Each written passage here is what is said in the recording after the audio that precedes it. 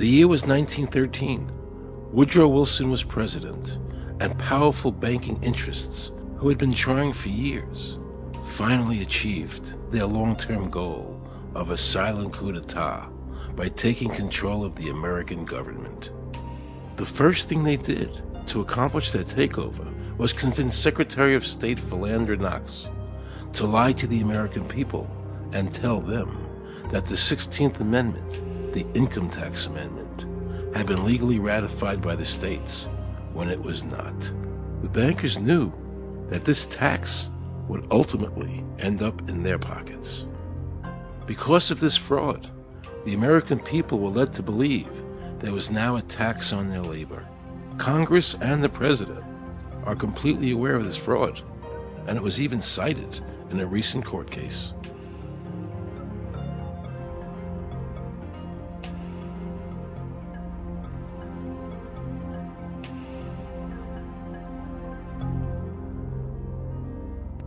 That very same year, the bankers committed their second and by far the most diabolical fraud ever perpetrated on the American people by bribing senators to pass the Federal Reserve Act without the required constitutional amendment. All in favor, say aye. They did this during Christmas vacation, where many senators were home celebrating their holidays with their families. And that's how the unconstitutional Federal Reserve Act came into being. They were very clever, and they understood that whoever issued the money for America would control the government. The bankers won, and the American people lost, because most politicians will sell their soul for $1. And now the Federal Reserve could issue dollars legally. As Mayor Rothschild said, "Give me control of a nation's money supply, and I care not who makes its laws." He knew that he and the other bankers would now control the laws of the nation. Government gave these bankers one of its most important powers, and now had to borrow money from them and pay interest to finance the government. So the American people were forced to lower their standard of living and pay a graduated income tax to the government, just so the government could give these bankers more profits. President Woodrow Wilson, who signed the Federal Reserve Act into law, later said, in regret, "I am a most unhappy man. I have unwittingly ruined my country. A great industrial nation is now controlled by its system of credit. We are no longer a government by free opinion, no longer a government by conviction and the vote of the majority, but a government by the opinion and duress of a small group of dominant men." The Federal Reserve was created by Congress in 1913, and it was entrusted with the power granted originally to the Congress by the U.S. Constitution to coin money and regulate the value thereof.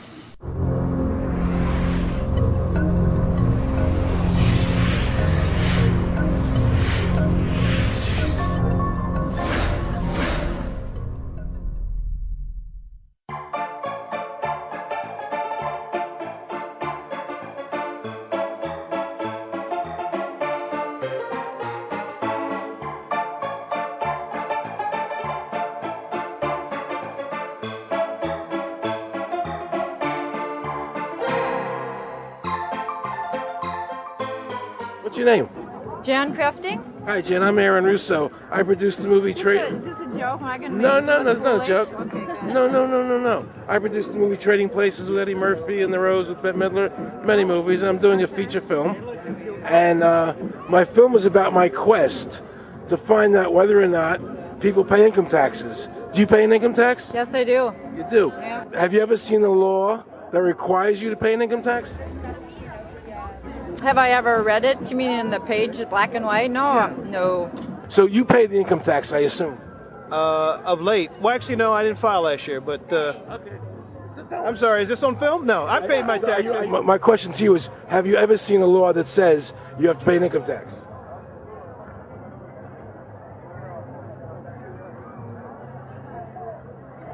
The law is that guy that wears that badge and a gun. That's the one that puts you in jail. That's the law. Actually, I can't stand the IRS. They're evil. Do you have any fear of the IRS? Not really, because I'm Canadian. I think it's actually unconstitutional, is what I've heard. Right. But to avoid any hassle, I pay it. If there was no law and I wasn't afraid of them coming and taking me to jail, absolutely, I wouldn't pay taxes. Okay, then no, I wouldn't pay income taxes. It's a no-brainer. You wouldn't pay it. I wouldn't pay it. Why would anybody? Because that's what they tell us we must do, else we're bad Americans. Would you pay it? No. Would you pay it? No. Why would you pay taxes if you don't have to? The income tax is not legal because it would be a direct tax and it is not apportioned as the Constitution demands. If it's against the Constitution, then why are we doing it?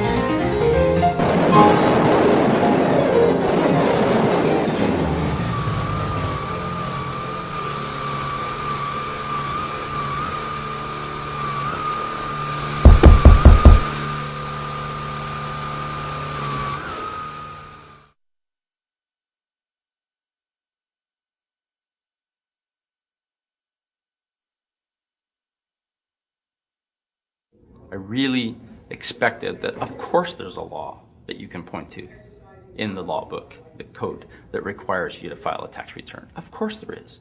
Maybe I don't know what it is right then as he was speaking to me, but sure. So naively, I agreed to go off and research it and get back to him. 3.5 months later, I was at that point where I couldn't find the statute that clearly made a person liable, at least not me and most people I know. And I had no choice in my mind except to resign. I had to leave the IRS because I presented evidence that I had accumulated indicating that the agency was violating the law and violating people's rights. And I asked the agency for a response to my sincere concerns. And the answer I got was that they would not respond to my concerns and that they would provide me with the paperwork necessary to tender my resignation. But We the People Foundation for Constitutional Education put a full-page ad in the USA Today on July 7, 2000. And within the body of that ad was a $50,000 challenge for anyone that could show the law.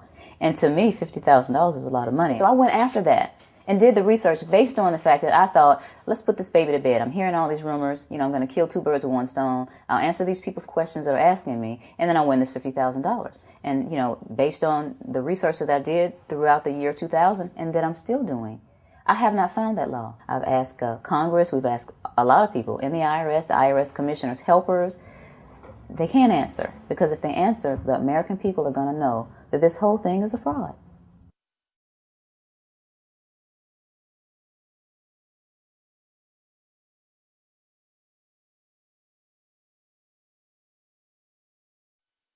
I was surprised to hear these highly trained and decorated IRS agents telling me there was no law requiring American citizens to file a 1040 or to pay an income tax on their labor.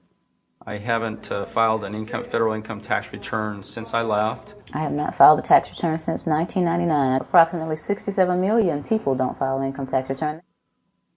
I made a decision to go to Washington so I could attend the We the People Foundation press conference. They were going to serve a class action lawsuit on the IRS, signed by over 3,000 people, because the IRS has refused to show the law that makes Americans liable to file a 1040 or to pay an income tax on their labor. I was very curious as to why the IRS refused to show the law, as it seemed such a simple thing to do. Yet I was skeptical about the Foundation's claims. There had to be a law, right? I mean, we've all been told over and over and over again that we had to pay income taxes. No answers, no taxes. No answers, no taxes. No answers, no taxes. Most people believe that the income tax system is legal and that the revenue from the tax is used in the public interest.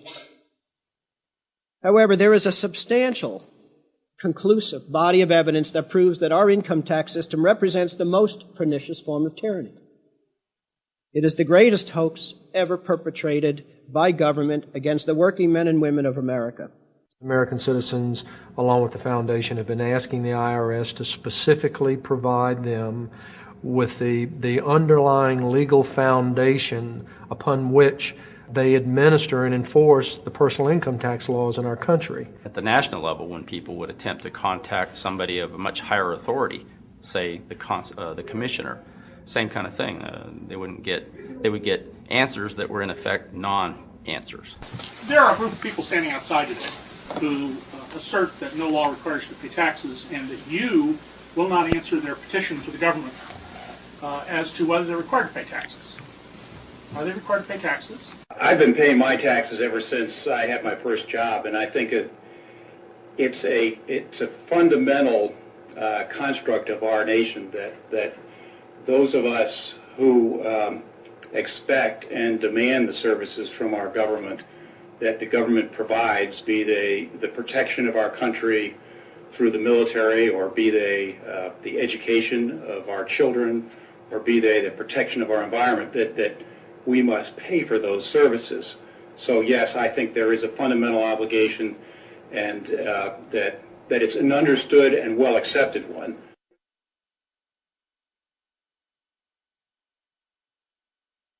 Joe Bannister and I had a meeting in the White House with President Clinton's economic advisor, Jason Furman.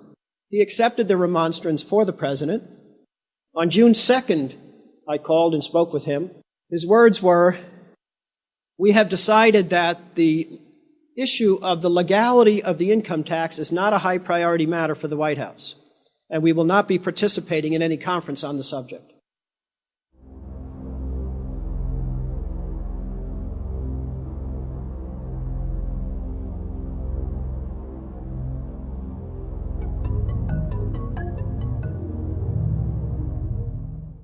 I decided not to eat until my death, or until the government agreed to send their experts to meet with the experts from the tax honesty movement. And with the help of Congressman Bartlett, a deal was made. I'm very pleased that through these several trying weeks and now months, that we have secured the agreement of the IRS and the Justice Department, because some of the questions are beyond the purview of IRS, that they will both attend a public symposium where these issues can be formally addressed. Last Thanksgiving, DOJ and IRS notified Congressman Bartlett that they would not participate. Congressman Bartlett then waited until late January. He informed me that he would not be participating. Why do you think you've been able to get away with not paying or filing your income taxes for so long? Well, first of all, I've not gotten away with anything. I'm not hiding from anyone. I'm simply asking the IRS to show me the laws that apparently require me to do these things, and they are suspiciously reticent to answer questions from me. And of course, there are millions of other people, many other organizations who have attempted to get answers. They act very suspiciously when asked to simply sit down at the table with the American people and discuss what their obligations are. Rather than pulling up a chair, they pull out a club. As a matter of fact, David K. Johnston of the New York Times asked Terry Lemons of the IRS, why won't the IRS answer the questions set forth in the petitions from the American people? Mr. Lemon's response was, the government is answering the questions through enforcement actions in the courts. This is a very chilling remark on the government's use of brute force instead of civility and logic. The federal government itself refuses to provide the American people who are coercively being subjected to this extraction of their private property without any underlying legal justification. There is no law that requires the average American worker in the private sector to pay a direct unapportioned tax on their labor and compensation for services. There is no law. Freedom! Today, effectively, the people have said to their servant government that our rights are not going to be any longer denied, and that we're going to have answers to our petition, our legitimate lawful petitions for redress of grievances, which are guaranteed in the First Amendment to our Constitution. So once and for all, we will get an answer. On August 31st, 2005, federal judge Emmett Sullivan ruled, the government does not have to answer the American people's questions, even though it is guaranteed in the First Amendment. Our courts have made a decision that government does not have to show the law that it enforces. And the press never reported on this. Have we given this judge the authority to overrule the Constitution, the very foundation of American life?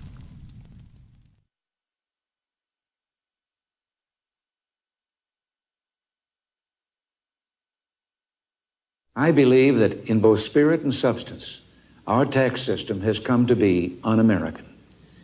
Death and taxes may be inevitable, but unjust taxes are not. The country's taxes must be fixed, and I know what to do with it. If you think you're paying too much now, just wait till I get through with it. Now, Mr. Hanley, I'd like to ask you something. What does the government do with all the money we give them in taxes? When President Reagan was elected, one of the first things that he did was appoint a blue ribbon panel of business people headed by Peter Grace, and is commonly referred to as the Grace Commission. And their job was to research all the various areas of the federal government and make a report. One of the quotes from the Grace Commission is, 100% of what is collected is absorbed solely by interest on the federal debt. All individual income tax revenues are gone before 1 nickel is spent on the services taxpayers expect from government. If we pay the salaries of the congressmen and the senators, we're supporting them, aren't we? Well, yes. Yeah. Well, then why can't we list them as dependents and deduct them? We've been brainwashed. People have been told, that you need this income tax system to fund government, which is absolutely ridiculous. I mean, my question is, well, if that's true, how did we fund government from 1776 to 1913? The main purpose of the income tax is not to raise revenue, but to redistribute wealth and to control society. A lot of people might say, well, gee, if there wasn't an income tax, what would happen to education? They don't understand that education is paid for the most part, out of state and local taxes, your property tax. People might say, well, how are we going to build and maintain our highways if there's no money coming into the government? We need our highways. There is a tax on every gallon of gasoline that people buy. Every year, you give the federal government a form that says, here's how all my money worked. If you lie, you could go to prison. So you're required to give them a financial statement that under, the force of law could put you in prison if it's not impeccable, right? And under the law, they're supposed to do the same. They're supposed to give you back a financial statement that says, here's what we did with your money. Except you comply and they don't. In fiscal 99, the Department of Defense had 1.1 trillion of undocumentable adjustments.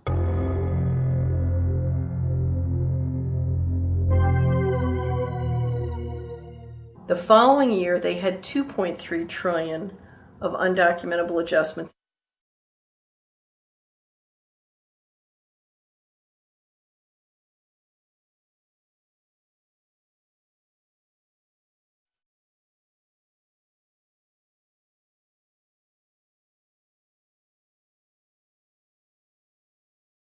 So I called Sheldon Cohen because he used to be the IRS commissioner. He wrote the tax code, and he was also general counsel to the IRS. He is a true expert, and I couldn't find a better person to answer my questions. He graciously agreed to my interview. The reason I'm doing this documentary is because there are many people in America today who believe that there's no law that requires them to pay an income tax or file a 1040. And there are many people going to jail for it, fighting over it. The Internal Revenue Code is authorized by the 16th Amendment. I think it should be clarified. I think government should be transparent to the people. Why doesn't the IRS commissioner sit down with them and just explain it in clear English? Why? I don't think they really care. They don't think. I think they're just playing word games. You don't think they're sincere people? No, I don't think they're sincere people. Today I interviewed a juror, okay, who sat on a case, and they found the person not guilty for lack of filing, okay? And I asked her why they found him not guilty. And she said because the IRS couldn't show us the law that made him liable to file a 1040. All they need to do, if there is a law, is to show us the law, which, of course, they never did. And the reason they didn't do it was why? Because there is no law. Title 26 requires you to file a return. But doesn't Title 26 have to be in compliance with the Supreme Court decisions? You're going to take a 1920 case and superimpose it on the whole Internal Revenue Code that was written after it? No, that's not. I can't believe what I just heard. Rewind. You're going to take a 1920 case and superimpose it on the whole Internal Revenue Code that was written after it? No, that's not. Remember he said earlier the Internal Revenue Code was authorized by the 16th Amendment? The Internal Revenue Code is authorized by the 16th Amendment. Remember, the Supreme Court said the 16th Amendment did not give the government any new taxing power. These decisions have never been overturned. Let's listen further. Can the lower courts overrule the Supreme Court? No. How are they putting people in jail today for not paying a tax on their labor when the Supreme Court said they don't have to? Doesn't the IRS code have to be in compliance with the Supreme Court? That's my big question. This is a waste of time. Well, because whatever I say, you're not going to believe. He's right. I don't believe him. And neither should you. He wants us to believe we should obey the IRS code, which is being enforced in violation of the many Supreme Court decisions. If the Supreme Court made a decision... Thank you, Aaron. I think we're finished. I'm sorry, Mr. Cohen, you're doing that. Well, I'm sorry that you constantly re-argue the point. You're liable because the law says that you're liable, and the courts say the law says you're liable, and that's why you're liable. You see, he's talking about the lower courts, who are not in compliance with the Supreme Court, as they have to be. Doesn't the court have to be in compliance with the Supreme Court? The Supreme Court has so held. Where? You caught me unprepared. I'll come back. Well, I don't want to do that. But let me ask you a hypothetical question. No. You're making silly arguments here. Why is the Supreme Court decision a silly argument? Well, because it's inapplicable. That made my heart stop. He just said Supreme Court decisions do not apply to the IRS. That's the behavior you would expect from a totalitarian country, maybe China or Russia or Cuba. Not from America. They're just making up the law as they go along. Now I knew the tax honesty movement was right. The IRS thrives on intimidation and fear, not by law. It's no different than a criminal protection racket, using force to extract your money from you. Then the former IRS commissioner, now working at a prestigious Washington law firm, threatens me. Watch. Aaron, you understand Yiddish. Cornish helfen. For those of you who don't understand Yiddish, that means nothing will help you. Now it all became clear. I understood why the IRS wouldn't go on camera and talk about where the law was. I understood why all the senators I called refused to be interviewed. There is no law. And now you know what our political leaders and the courts have known for decades and have tried to cover up. The United States Constitution strictly forbids a direct, unapportioned tax on the wages and salaries of American citizens. The United States Supreme Court has consistently ruled that the income tax is a tax on profits and gains, not on labor and wages. On behalf of the American people, I challenge the IRS to show me a statute that allows a direct, unapportioned tax on the wages and labor of the American people. And if I'm wrong, I will give my most humble apologies to the IRS. If the IRS is wrong, and there is no law, then every person who's been jailed should be let out of jail immediately. He was being tried for 4 counts of not filing his income tax. Okay. And our question was, well, what is to decide? Either he did or he didn't. It never occurred to us that he might actually be innocent while at the same time not filing. They called up the IRS agent, Agent Craner. Craner? Yeah. Robert Craner? Mm-hmm. This is Ken Doherty, who's also an investigator with the Illinois Department of Revenue. This is a request for a copy of the delegation of authority order. Right, and I talked to my boss about that, and he said that my badge is that. Badge is the authority.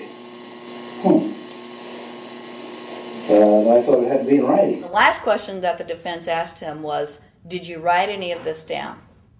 And Agent Craner looked right at him and right at us, and he said, I never wrote anything down. And yet when we saw the video, there he was, writing notes, you know. And so I'm thinking, okay, at this point, the judge is supposed to say, Agent Craner, it is clear that you have committed perjury. It wasn't even noticed. It finally came to the climax. Mr. Harrell looked right at the prosecutor, and he said, I will tell you the same thing I have told over and over again to government officials.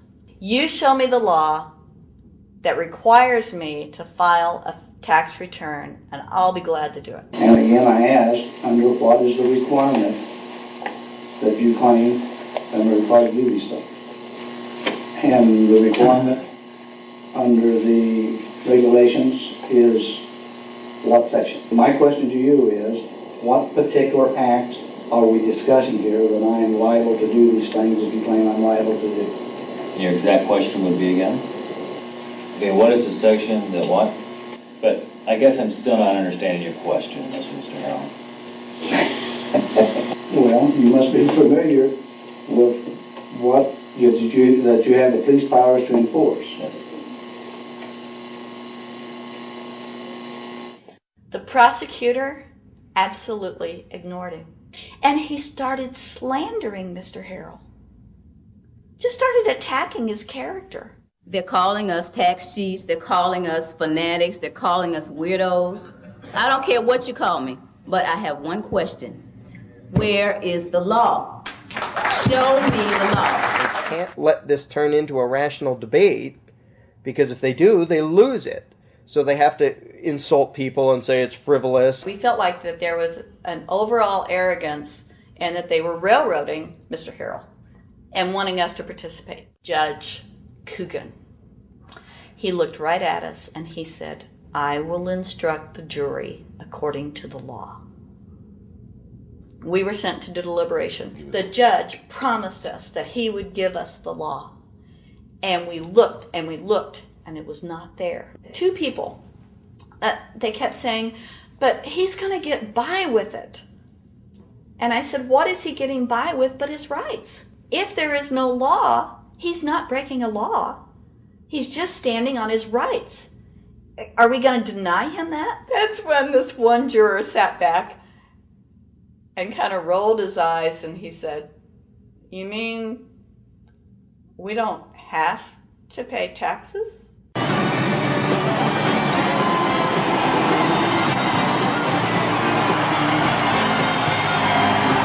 All of a sudden we realized that this trial was much bigger.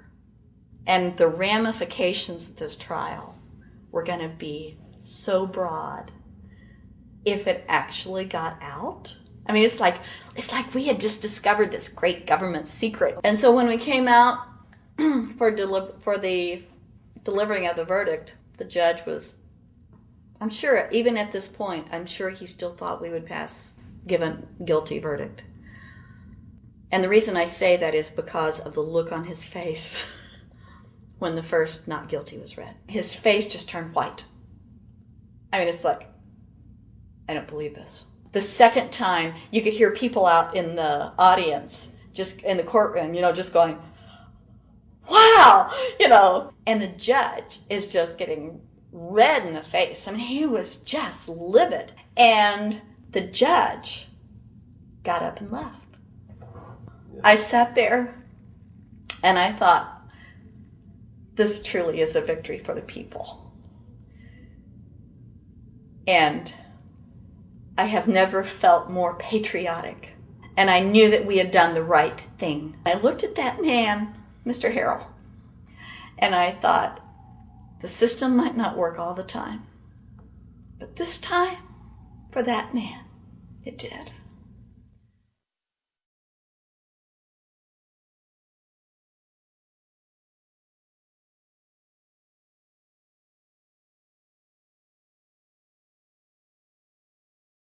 I had this really uncomfortable feeling in the pit of my stomach as I was thinking to myself, how did America transform itself from being a truly free country with a servant government where our individual rights were protected by our Constitution to being a country that talked about being free but really wasn't? The change started when the Federal Reserve came into existence and America adopted one of the major planks of the Communist Manifesto by bringing to America this central bank. The very same people that backed the Federal Reserve System also backed the graduated income tax, a second plank from the Communist Manifesto. You know that the Federal Reserve is a private bank and not a government agency? No, I wasn't aware of that. It's a private bank? That would scare me quite a bit. What if you learned that the Federal Reserve makes money off the taxes you pay? How would you feel about that? Angry. Like I'm feeling right now. I would feel cheated by my government. I'd be angry. It kind of sucks. They're pretty much in control of everything. I decided to drive back to Washington to see Dr. Ron Paul. He had been a congressman for over 20 years. I had met him previously in 1998 when I was running for governor of Nevada, and I knew him to be an honest and sincere man, and I thought he'd be very helpful in letting me know what the future holds for the American people. Who owns the Federal Reserve? It's secret, and we can't find out what's happening. But the Congress created it, and it's not authorized in the Constitution. The government borrows money from a private corporation using the name Federal that prints United States on it, and then it pays back to the Fed, which is owned by private banks. We don't know who all those private banks are. The money that the government is paying back to the private bankers is the money that comes from you and me. Why in the world would the American government borrow money and pay fees on it when it has the authority to make the money itself interest-free? The Federal Reserve is no more federal than Federal Express. I've never seen a full list of ownership for the Fed. I don't think anybody has. The government works for a private bank, and the private bank works for its owners, the true masters. People talk to me about, the issue of Republican versus Democrat, as if they don't get it. And I say, look, here's the way you get it. It's organized crime. All you do is you call the Republicans the Genoveses, and you call the Democrats the Gambinos. The people at the top, they treat it like a crap game, like it's their crap game, like they're making lots of money. Occasionally somebody at the table shoots each other, but the moment anything threatens their crap game, they all unite to protect it. They're both controlled by the same financial, economic, and corporate interests. Once the banks get into the picture and they form a partnership with the government gives them the legal power now to create bank-issued money backed by the coercive power of government to require everybody to accept that bank money. In the course of the last century, they have converted this nation from a nation of independent freeholders to a nation of employees. And they're just one step away from being serfs. Most people spend the great bulk of their money for taxes, interest, and inflation. And all of that money goes to these two groups that comprise the cartel and their partner, the federal government. It's not a coincidence. So if Congress used its legal authority to shut down the Federal Reserve System, the American people would be much better off. Government should create, issue, and circulate all the currency. Creating and issuing money is the supreme prerogative of government and its greatest creative opportunity. Adopting these principles will save the taxpayers immense sums of interest, and money will cease to be the master and become the servant of humanity. Abraham Lincoln. Young people today are conditioned practically from the cradle on up to think that credit is a wonderful thing. You don't want to damage your credit. You want to do what you can so that you can go to the bank and get a good loan. There are no people who own their own property, who own their own houses, who own their own business, who finance their own business. They're only debtors. The average young person today has no concept that he's being drawn into a web, a trap. Like he's in the feudalist system, only he's going to like it. He's going to think, this is wonderful. I got my new red Corvette, and I'm in debt for the rest of my life, but I'm looking good. When a person borrows money, it puts a noose around their neck and makes them servant to the lender, which is exactly what the Federal Reserve System is designed to do. And now our Congress, so dominated by the banks, is helping them to entrap people even further by passing new bankruptcy laws, making it more difficult for the people to declare bankruptcy and get a fresh start, while at the same time allowing the banks to charge very high rates of interest. This is the way the Democrats and Republicans, working with the banks, legally enslave the nation. Credit card industry is a huge political contributor, and unfortunately a certain number of... It just seems so, like I say, just bald. You know, this idea that credit card industry gives a lot of money to the government so they will protect them even to the just abject disinterest of their own constituents. That happens kind of a lot. The board of directors of the Federal Reserve System is chosen by the president from a list prepared by the bankers themselves. The process of finding a Greenspan replacement is ongoing and is being managed by a small group of people responsible for coming up with a list of nominees. It's important that whomever I pick is viewed as an independent person from politics. If the American people ever allow the banks to control the issuance of their currency, the banks and corporations that will grow up around them will deprive the people of all property until their children wake up homeless on the continent their fathers conquered. Thomas Jefferson. So the Federal Reserve is actually an illegal entity functioning within government. It's illegal, and what we have given to this so-called agency is the authority to counterfeit money. Do you have any points of view about the Federal Reserve and how the Federal Reserve operates? They just enter something on a computer. Oh, you need 20 billion today. Here's 20 billion, but they got that out of thin air. It came out of thin air, it goes to the Treasury then pays their bills. So it's no different than monopoly money.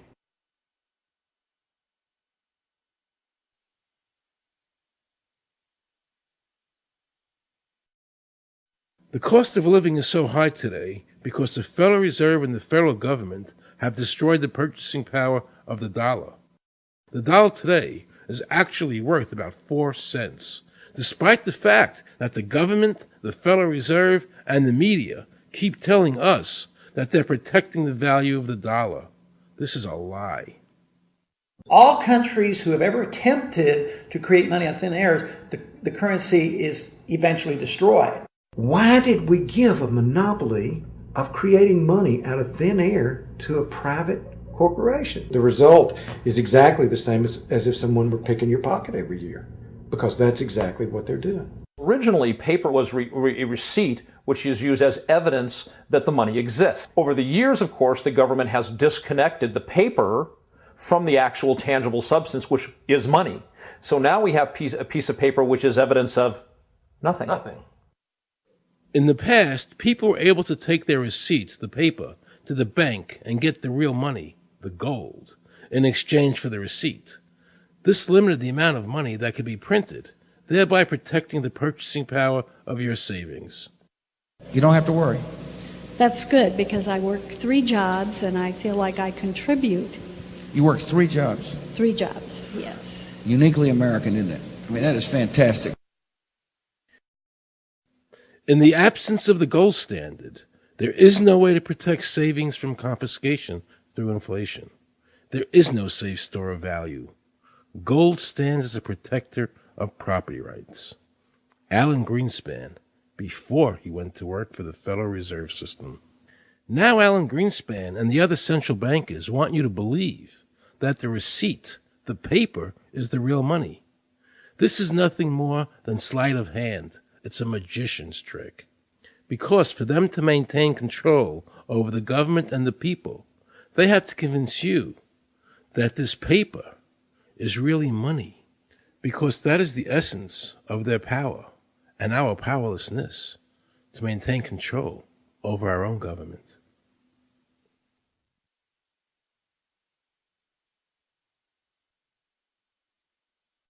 What happened to the gold in Fort Knox? Nobody really knows. When I served on the Gold Commission, I asked them to really, do another audit. I remember it was 15-2 that said we don't need to audit the gold. It's supposed to be the American people's gold, and so we would like an accounting to tell the American people what is there. I've been told that the Federal Reserve has taken control of the gold as collateral for the dollars they print. They list gold on their balance sheet. How could the Federal Reserve, this private bank, list gold on their balance sheet? They claim they're holding that for the Treasury. So that puts private bankers in control of the American gold. They could have taken all of America's wealth. That's a possibility. Shouldn't the Congress stand up and say, where is the American people's gold? They're not audited. They control the money of America, and it's not audited? There is no audit. Oh, wait a second. Doesn't the Federal Reserve work underneath the Congress? Congress ignores their responsibility to do any oversight. The president really has no control, nor does the Congress have any control over this cartel. It just has the appearance of control. In the final analysis, the Federal Reserve bankers, with the help of the Democrats and Republicans in Congress, have swindled the American people. They have taken the true wealth of America, the gold, and given us a piece of paper in return. And again, not a word from the press. These frauds are going to continue until Congress is no longer intimidated by the Federal Reserve bankers, and Congress uses their legal authority to shut down the Federal Reserve System and to stop this loss of our freedoms.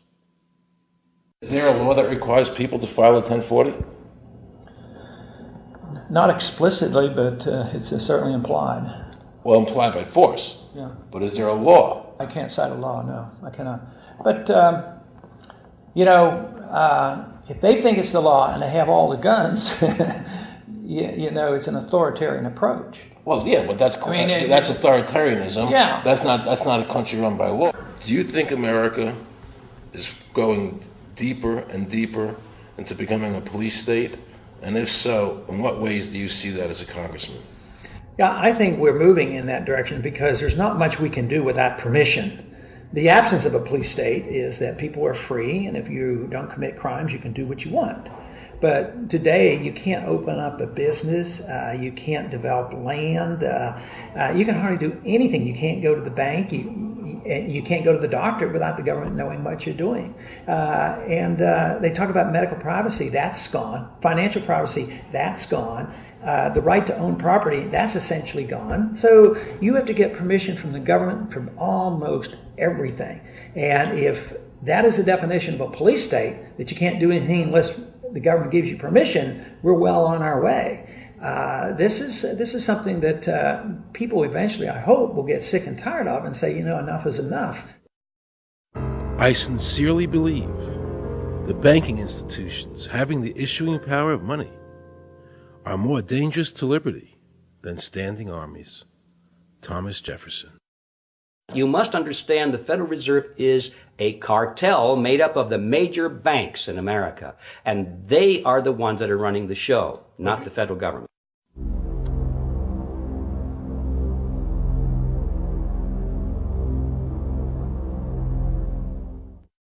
The powers that be behind the system, the financial interests, are able to exercise a disproportionate amount of influence on not only the economic structure of the country, but the political structure.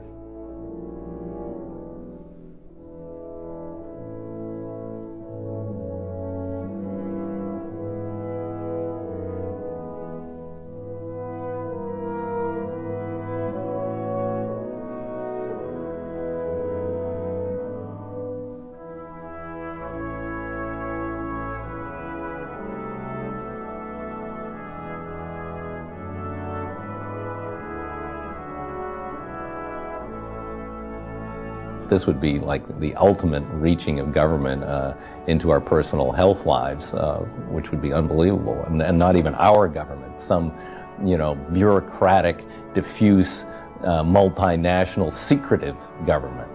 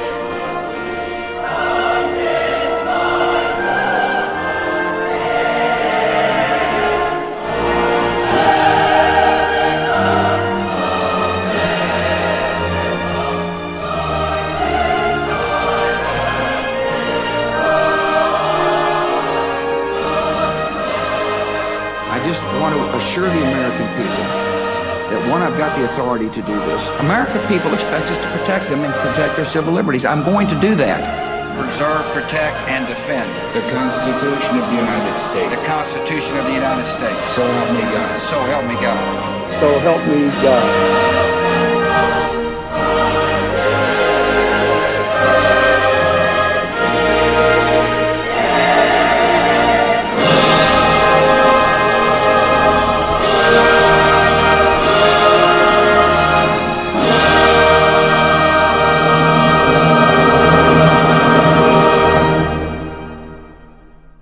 What happens if your own government is using more force and more coercion on its own citizens for the purpose of achieving its political ends? Is that government engaged in terrorism?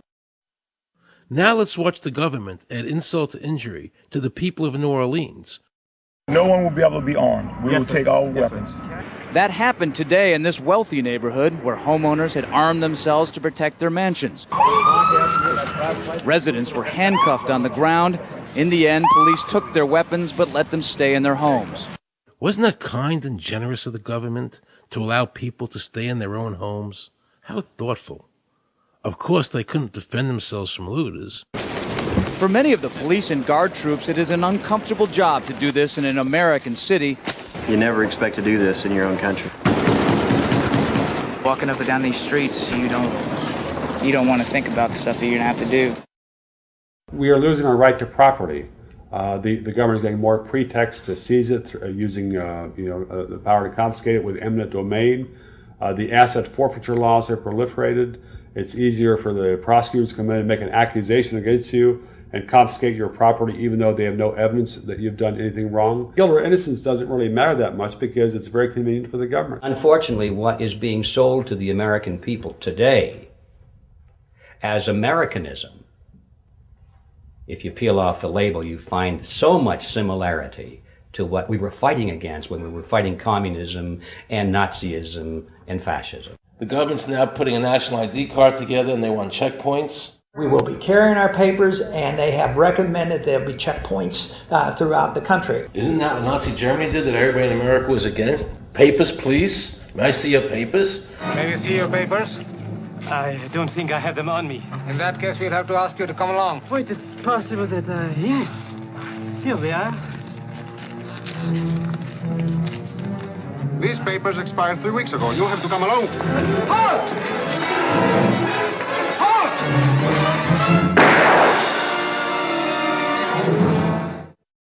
The new legislation, the national ID card is in it. It takes 3 or 4 pages to describe, and it will be connected with our driver's licenses. The states will be instructed on exactly what they have to do. Social security numbers will be used. Some type of a physical proof, such as fingerprints or retinal prints, have to be on it.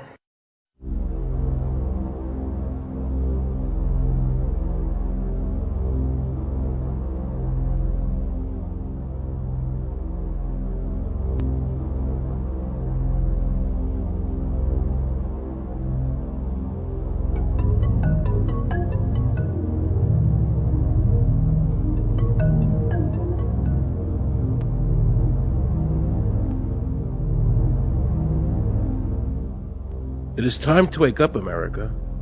These ID cards are not about defeating terrorism, but they are all about controlling the American people. I arranged an interview with Catherine Albrecht, a leading authority on the RFID chip. Her book entitled Spy Chips is the definitive book on this subject. I wanted to find out just how dangerous these chips are to our liberties.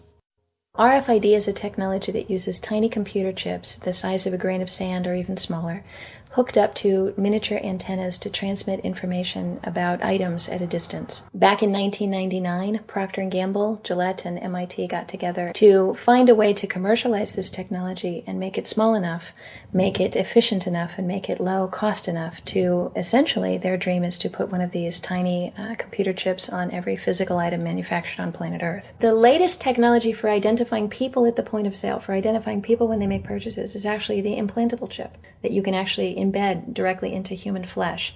It's a tiny glass capsule about the size of a grain of rice. It contains an RFID computer chip with a coiled antenna, and it can transmit information also at a distance.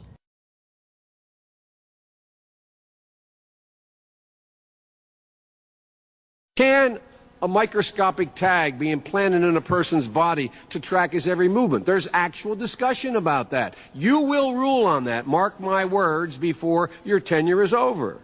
Homeland Security folks, the Department of Defense, and others have expressed an interest in being able to more closely monitor the U.S. populace. And one way to do that, of course, would be being able to determine who buys what and where they take those things.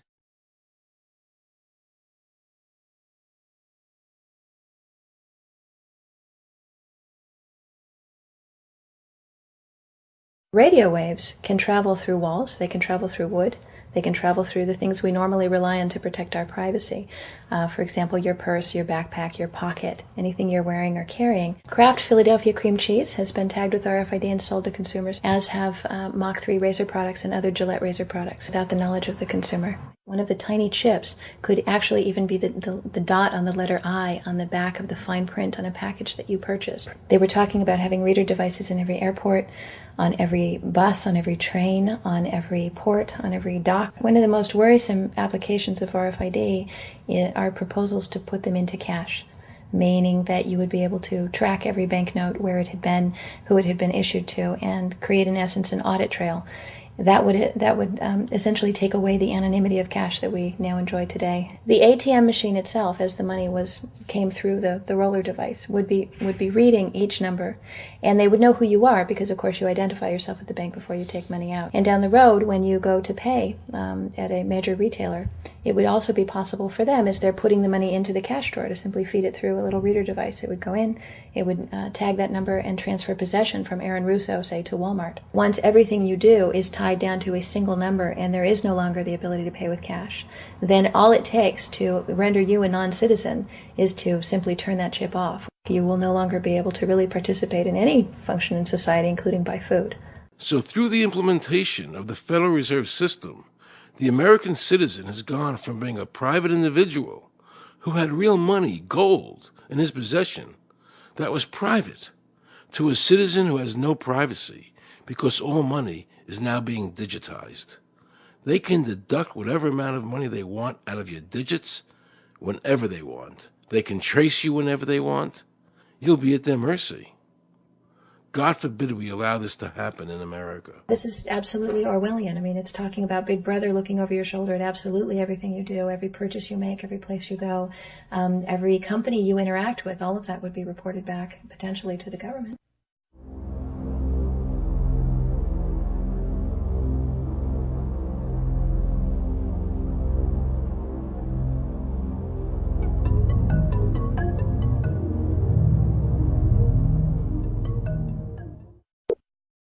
Have we become so controlled and so ignorant about our rights that big institutions and big government can do whatever they want with us, even without our approval?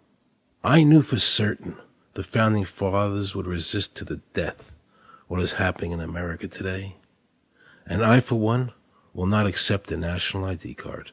And if nobody accepts a national ID card, and nobody can board a plane without one, then let the airlines go bankrupt. And if you can't open a bank account in a big money center bank, then open an account in a small local bank. And if we can't walk into a federal building, I personally would consider that a blessing. Don't allow these institutions to dictate to us how we conduct our lives. This is America, and we have free choice. We the people have all the power, not the government. Government gets its power from us, not the other way around. Think of all the men and women who died in all our wars, fighting for freedom, not Federal Reserve bankers. Do you think they sacrificed their lives so that Americans can be chipped like a dog? So we could all have a homing device inside us? No. This ID card is the last step before they implant us. And that's precisely the reason nobody should accept one. And you know what they're going to do? They're going to call in the propaganda machine, the media, and try and sell this as if it were in everybody's best interest. We're working on a product that we have called internally a PLD. PLD stands for Personal Locating Device, which is an implantable GPS for which our company owns a patent. The hybrid of the two of these products, being Digital Angel and Verichip, is what we call PLD. PLD should be in prototype form by the end of this year, by December of 2002, and we are already working with the Food and Drug Administration as well as legislative agencies with these products and ultimately with the PLD.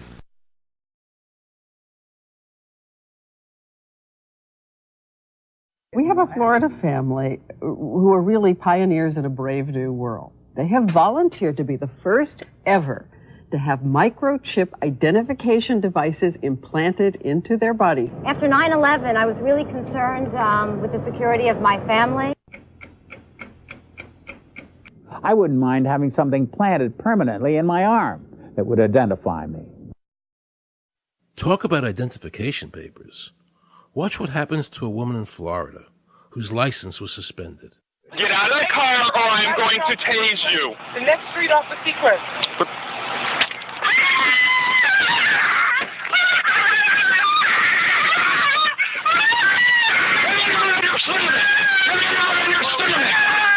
On your stomach. Do it now. Put your hands behind your back. Do it now. Do it now or you're going to get tased again. Do it now. Do it now. On your back. Put your hands behind your back. Put your hands behind your back. I can't. Sure you can. Come here. Ow, ow, ow. Oh, got it. You got blood on your Oh, my God. You tased me and you handcuffed me? Yep, you're under arrest. For what reason? Your license is suspended. All the power is in the people. And to the extent that government becomes alienated from the people, does things that people don't want, power is transferred until you finally come to a police state, totalitarian state, whatever word you want to give it, where the desires of the people really have no consequence. They go out and they vote. Doesn't make any difference which candidate they elect. Now we can see a new world coming into view. A world in which there is the very real prospect of a new world order. The New World Order will be built. An end run on national sovereignty, eroding it piece by piece, will accomplish much more than the old-fashioned frontal assault. Council on Foreign Relations.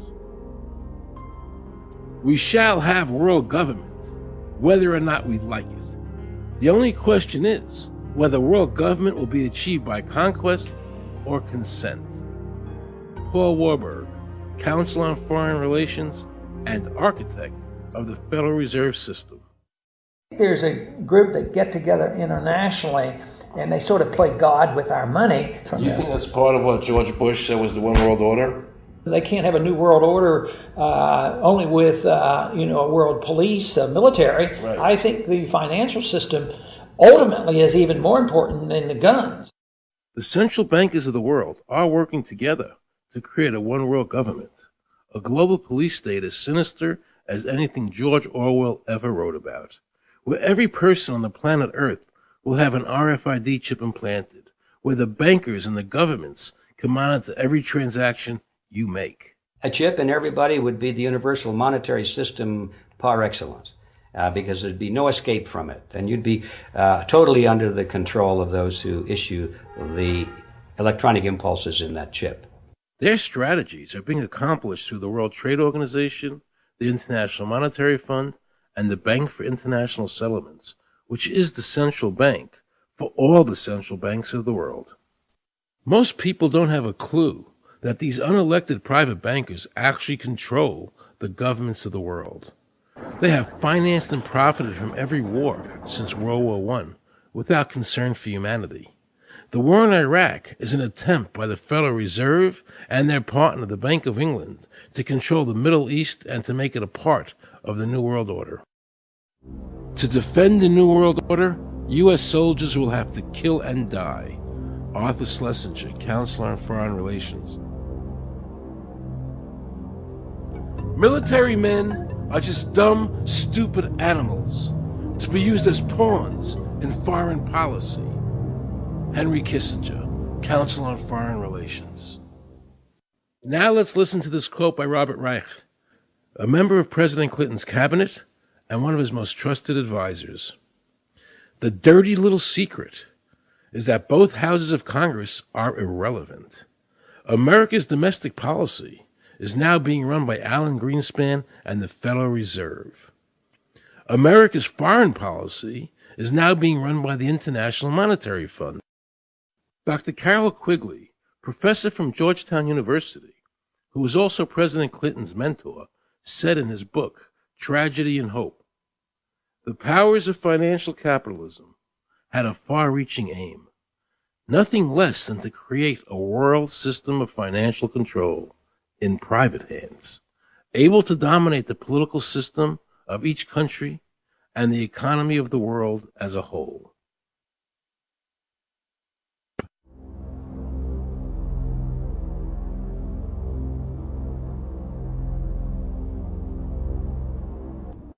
Look what happened in Europe.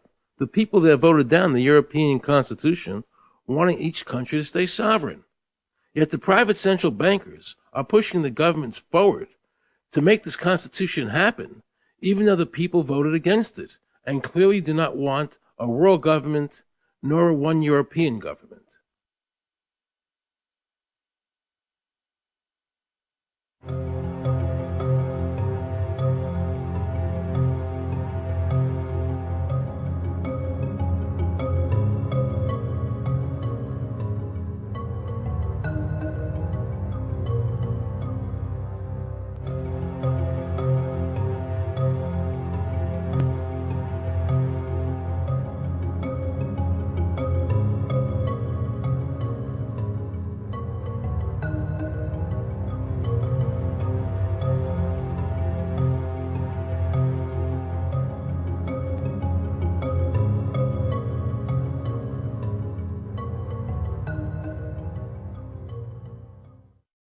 Now pay close attention to this quote by David Rockefeller, and you'll understand what is happening in the world today and where the American people are heading as a nation.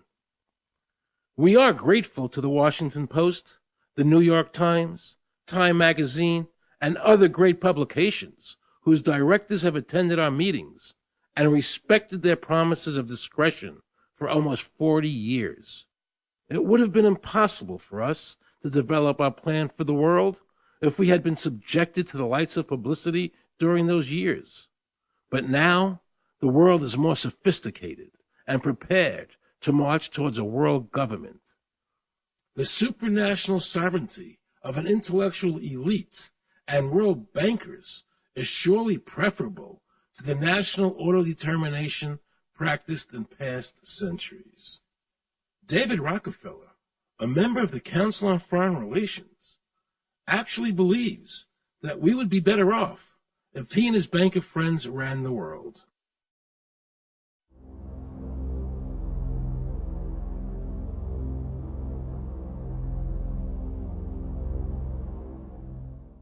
Benito Mussolini had a great quote about fascism. He said that fascism should be called corporatism more properly because it's the perfect merger of power between the corporation and the state.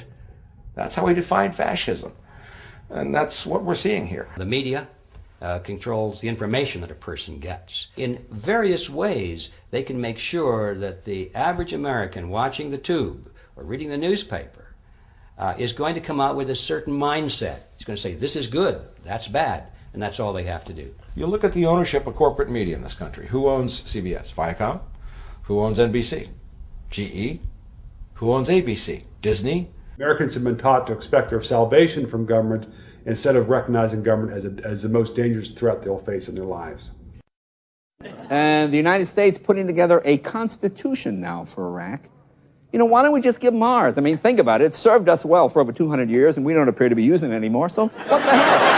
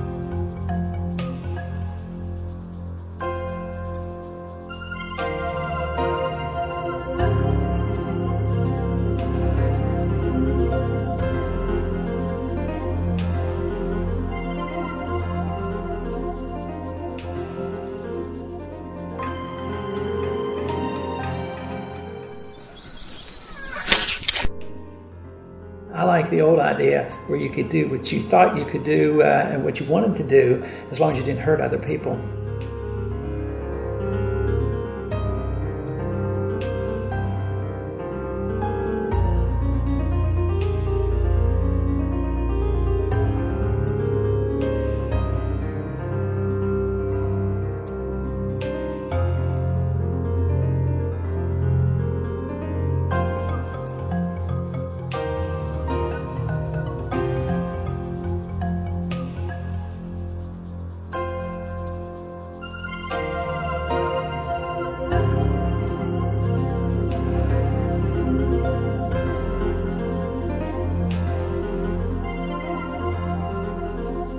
I think that the ultimate choice that's being presented to mankind is that it's time to either evolve or perish. Grow up or die. Become adults. Act like adults. Take some responsibility.